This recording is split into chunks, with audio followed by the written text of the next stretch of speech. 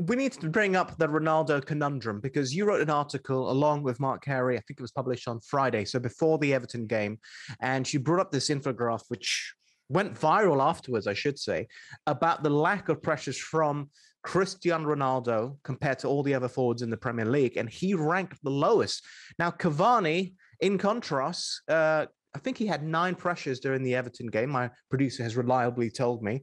Ronaldo has committed 9 pressures throughout the course of the entire season. There's a vast difference. Danny Blind, Daley Blind's father, great player himself, said this on the weekend. When the ball was deflected, you saw Paul Pogba coaching that they had to put all the pressure on. Ronaldo did not do that. He is not like that. He only thinks about goals and hopes others will conquer. Will this hold United back, do you sense? I mean, it also makes sense why Manchester City didn't go all in for him, because I don't think Pep would allow that to happen.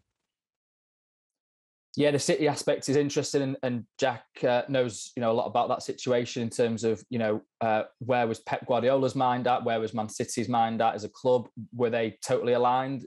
As you mentioned there, Adam, it would have been interesting to see Ronaldo in that team, Man City, because that's one thing that Pep absolutely demands from his players.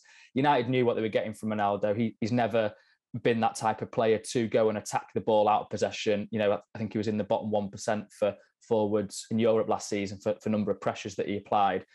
So they knew what they were getting. Ultimately they've got a goal scorer, and he's got 5 goals already for Manchester United, and in crucial moments as well.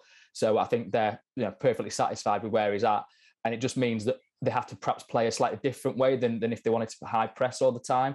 And also the players need to step up, as you mentioned there. Pogba, Greenwood doesn't also press that much. We saw that in the infograph that you mentioned.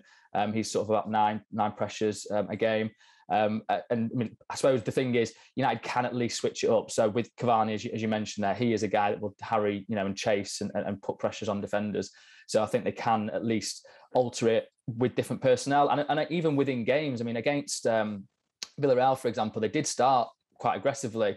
Villarreal, rode out the storm, and then with a better team, for the vast majority of that game. And then United actually finished quite strongly as well when Cavani had come on in terms of harrying their defenders. So they can adapt, but it's an area to kind of look at and scrutinise, because clearly, as you say, there's going to be moments in games where teams can pass out from the back fairly easily.